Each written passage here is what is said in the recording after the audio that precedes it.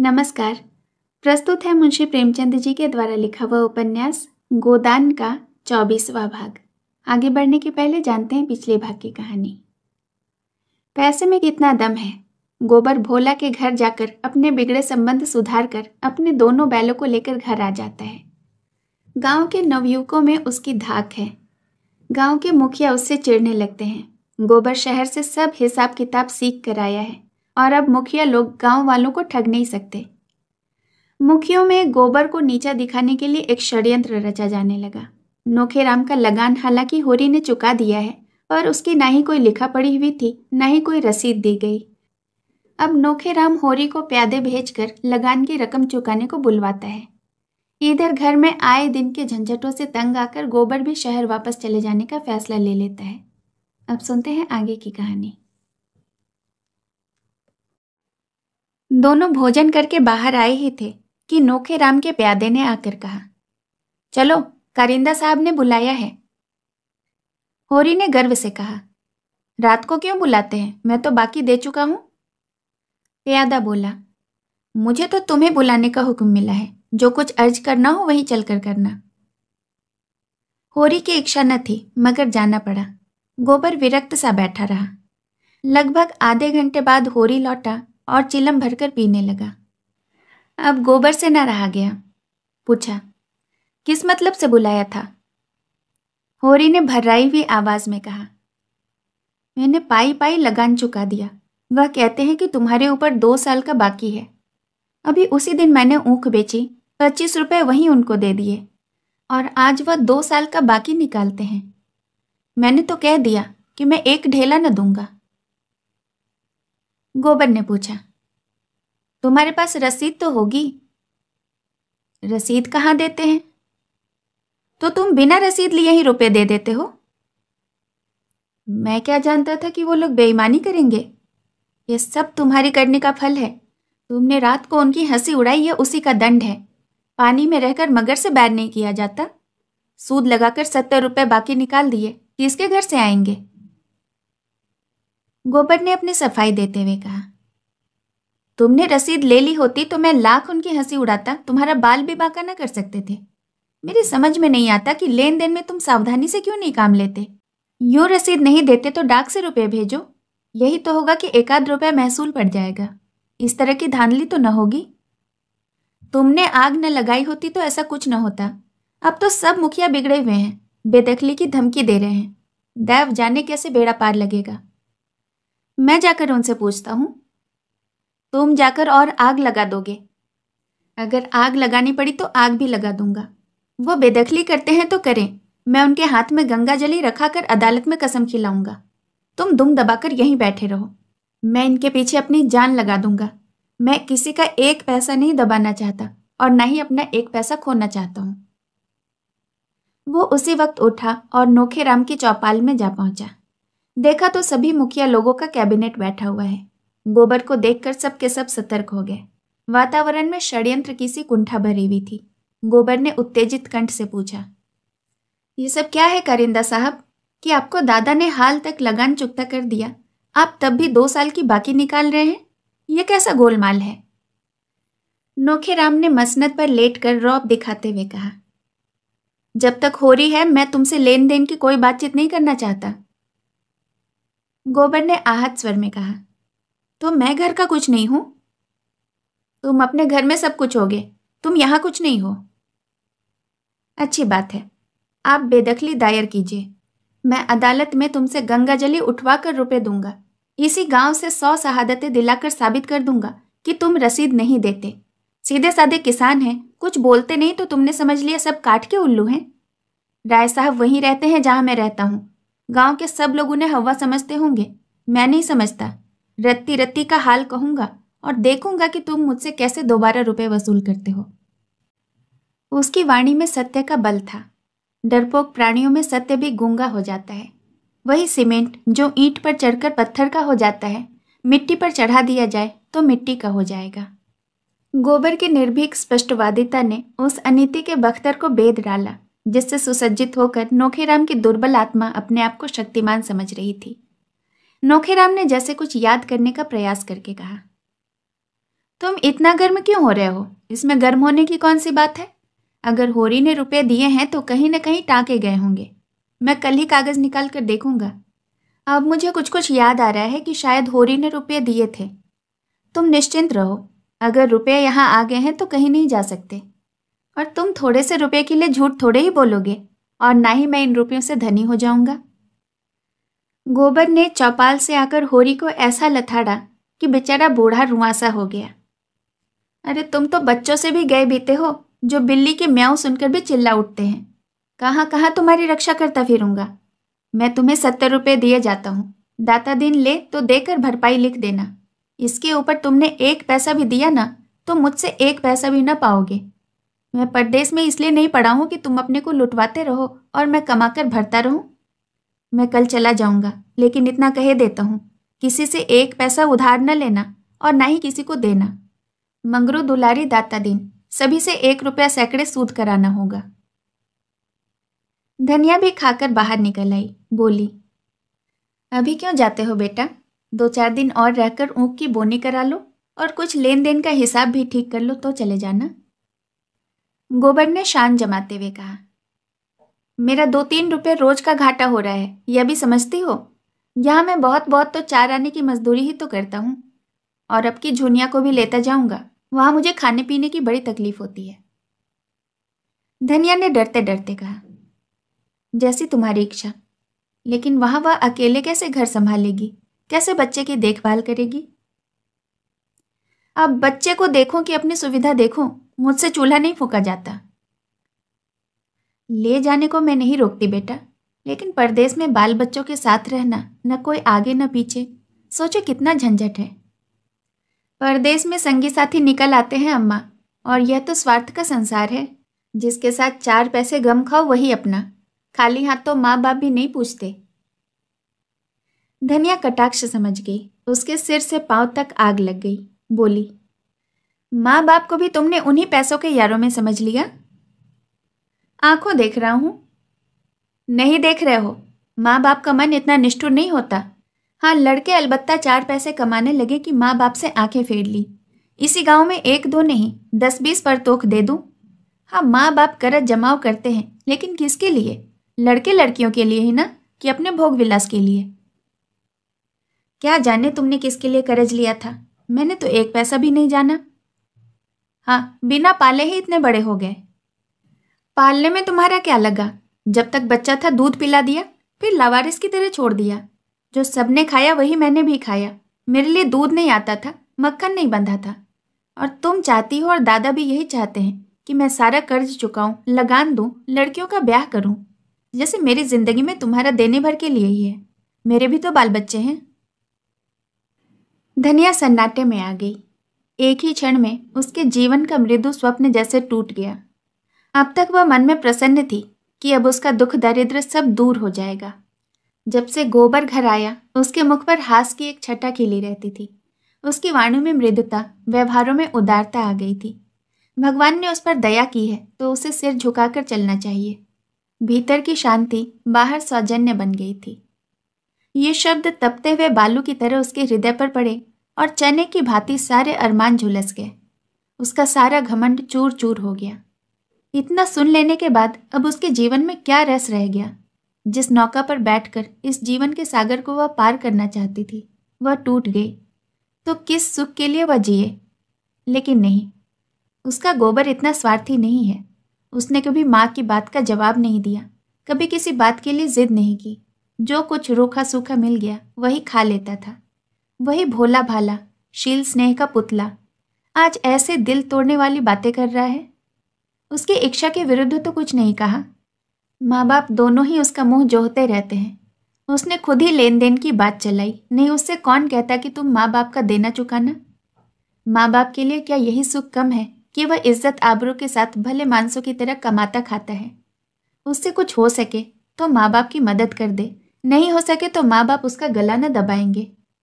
जुनिया को ले जाना चाहता है, खुशी से ले जाए। धनिया ने तो केवल उसकी भलाई के ख्याल से कहा कि जुनिया को वहां ले जाने से उसे जितना आराम मिलेगा उससे कहीं ज़्यादा झंझट ही बढ़ जाएगा। उसमें ऐसी कौन सी लगने वाली बात थी कि वो इतना बिगड़ उठा? हो न हो यह आग झुनिया ने ही लगाई है, वही बैठे बैठे उसे मंत्र पढ़ा रही है। यह शौक श्रृंगार करने को नहीं मिलता ना, घर का कुछ न कुछ काम भी करना ही पड़ता है। वहाँ रुपए हाथ में आएंगे, मजे से चिकना खाएगी, चिकना पहनेगी और टांग फैलाकर सोएगी। 2 आदमियों की रोटी पकाने में लगता ही क्या है, वहाँ तो पैसा चाहिए। सुना है बाजार में पकी पकी रोटियां भी मिलती हैं। यह सारा उपद्रव उसी ने खड़ा किया है। शहर में कुछ दिन रह भी तो चुकी है, वहाँ का दाना पानी मुंह लगा हुआ है। यहाँ तो कोई पूछता न था, यह भोंदू मिल गया, इसे फांस लिया। जब यहाँ 5 महीने का पेट लेकर आई थी तब कैसे म्याऊं म्याऊं करती थी। तब यहाँ शरण न मिली होती तो आज कहीं भीख मांगती होती। ये उसी नेकी का बदला है। इसी चुड़ैल के पीछे डांड देना पड़ा, बिरादरी में बदनामी हुई, खेती टूट गई, सारी दुर्गत हो गई। और आज यह चुड़ैल जिस पत्तल में खाती है उसी में छेद कर रही है। पैसे देखे तो आंखें हो गई, तभी ऐठी ऐठी फिरती है, मिजाज नहीं मिलता। आज लड़का 4 पैसे कमाने लगा है ना, इसलिए। इतने दिनों बात नहीं पूछी तो सास का पांव दबाने के लिए तेल लिए दौड़ती थी। डायन उसके जीवन की निधि को उसके हाथ से छीन लेना चाहती है। वो दुखित स्वर में बोली, यह मंत्र तुम्हें कौन दे रहा है बेटा? तुम ऐसे तो न थे। तुम्हारे माँ बाप हैं, तुम्हारी बहनें हैं, तुम्हारा घर है, यहाँ बाहर का कौन है? और हम क्या बहुत दिनों तक बैठे रहेंगे? घर की मर्यादा बनाए रखोगे तो तुम्ही को सुख होगा। आदमी घर वालों के लिए ही तो धन कमाता है कि और किसी के लिए? अपना पेट तो सुअर भी पाल लेता है। मैं न जानती थी कि झुनिया नागिन बनकर हम ही को डसेगी। गोबर ने तुनक कर कहा, अम्मा, मैं नादान नहीं हूं कि झुनिया मुझे मंत्र पढ़ाएगी। तुम उसे नाहक ही कोस रही हो। तुम्हारी गृहस्थी का सारा बोझ मैं नहीं उठा सकता। मुझसे जो कुछ हो सकेगा तुम्हारी मदद कर दूंगा, लेकिन अपने पांवों में बेड़ियां नहीं डाल सकता। झुनिया भी कोठरी से बाहर निकलकर बोली, अम्मा, जुलाहे का गुस्सा दाढ़ी पर न उतारो। कोई बच्चा नहीं है कि मैं उसे फोड़ दूंगी। अपना अपना भला बुरा सब समझते हैं। आदमी इसलिए नहीं जन्म लेता कि सारी उम्र तपस्या करते रहे और एक दिन खाली हाथ मर जाए। सब जिंदगी का कुछ न कुछ सुख उठाना चाहते हैं। सबकी लालसा होती है कि हाथ में 4 पैसे हों। धनिया ने दांत पीस कर कहा, अच्छा झुनिया, तू ज्ञान न बघार। अब तू भी अपना भला बुरा सोचने योग्य हो गई है। जब यहाँ आकर मेरे पैरों पर सिर रखकर रो रही थी तब अपना भला बुरा न सूझा था। उस घड़ी हम भी अपना भला बुरा सोचने लगते ना तो तेरा आज कहीं पता न होता। इसके बाद संग्राम छिड़ गया। ताने मुहाने, गाली गलौज, थुक्का फजीहत, कोई बात न बची। गोबर भी बीच बीच में डंक मारता जाता था। होरी बरौठे में बैठा हुआ सब कुछ सुन रहा था। सोना और रूपा आंगन में सिर झुकाए खड़ी थी। दुलारी, पुनिया और कई स्त्रियां बीच बचाव करने में आ पहुंची थीं। गर्जन के बीच में कभी कभी बूंदें भी गिर जाती थी। दोनों ही अपने अपने भाग्य को रो रही थी, दोनों ही ईश्वर को कोस रही थी और दोनों अपनी अपनी निर्दोषिता सिद्ध कर रही थी। झुनिया गड़े मुर्दे उखाड़ रही थी। आज उसे हीरा और शोभा से विशेष सहानुभूति हो गई थी, जिन्हें धनिया ने कहीं का न रखा था। धनिया की आज तक किसी से न पटी थी, तो झुनिया से कैसे पट सकती थी? धनिया अपनी सफाई देने की चेष्टा कर रही थी, लेकिन न जाने क्या बात थी कि जनमत झुनिया की ओर था। शायद इसीलिए कि झुनिया संयम हाथ से जाने न देती थी और धनिया आपे से बाहर थी, और शायद इसलिए भी कि झुनिया अब कमाऊ पुरुष की स्त्री थी और उसे प्रसन्न रखने में ही ज्यादा मसहलत थी। तब होरी ने आंगन में आकर कहा, मैं तेरे पैरों पड़ता हूं धनिया, चुप रह, मेरे मुंह में कालिक मत लगा। हाँ, अभी और मन न भरा हो तो और सुन ले। धनिया फुंकार मारकर उधर दौड़ी। तुम भी मोटे डाल पकड़ने चले? मैं ही दोषी हूं? वह क्या मेरे ऊपर फूल बरसा रही है? होरी ने कहा, अरे जो छोटों के मुंह लगे वह छोटा। धनिया किस तर्क से झुनिया को छोटा मान ले? होरी ने व्यथित कंठ से कहा, अच्छा, वह छोटी नहीं बड़ी सही। जो आदमी रहना ही नहीं चाहता क्या उसे बांध कर रखेगी? माँ बाप का धर्म है लड़के को पाल पोस कर बड़ा कर देना, वो हम कर चुके। इनके हाथ पांव हो गए हैं, अब तो क्या चाहती है कि वे दाना चारा लाकर खिलाएं? माँ बाप का धर्म 16 आना लड़कों के साथ है। लड़कों का माँ बाप के साथ एक आना भी धर्म नहीं। जो जाता है उसे आशीष देकर विदा कर दे। भगवान हमारा मालिक है, जो कुछ भोगना बदा है भोगेंगे। 40-47 साल इसी तरह रोते धोते कट गए ना, 10-5 साल और हैं, वह भी कट जाएंगे। उधर गोबर जाने की तैयारी कर रहा था। इस घर का पानी भी उसके लिए हराम है। माता होकर जब उसे ऐसी ऐसी बातें कहें तो अब उसका वह मुंह भी न देखेगा। देखते ही देखते उसका बिस्तर बंध गया। झुनिया ने भी चुंदरी पहन ली। मुन्नू भी टोपी और फ्रॉक पहनकर राजा बन गया। होरी ने आर्द्र कंठ से कहा, बेटा, तुमसे कुछ कहने का मुंह तो नहीं है, लेकिन कलेजा नहीं मानता। क्या जाकर अपनी अभागिन माता का पांव छू लोगे? इससे कुछ बुरा तो न होगा। जिस माता की कोख से जन्म लिया, जिसका रक्त पीकर पले हो, उसके साथ इतना भी नहीं कर सकते? गोबर ने मुंह फेर कर कहा, मैं उसे अपनी माता नहीं समझता। होरी ने आंखों में आंसू लाकर कहा, जैसी तुम्हारी इच्छा, जहां रहो सुखी रहो। जुनिया ने सास के पास जाकर उसके चरण को आंचल से छुआ।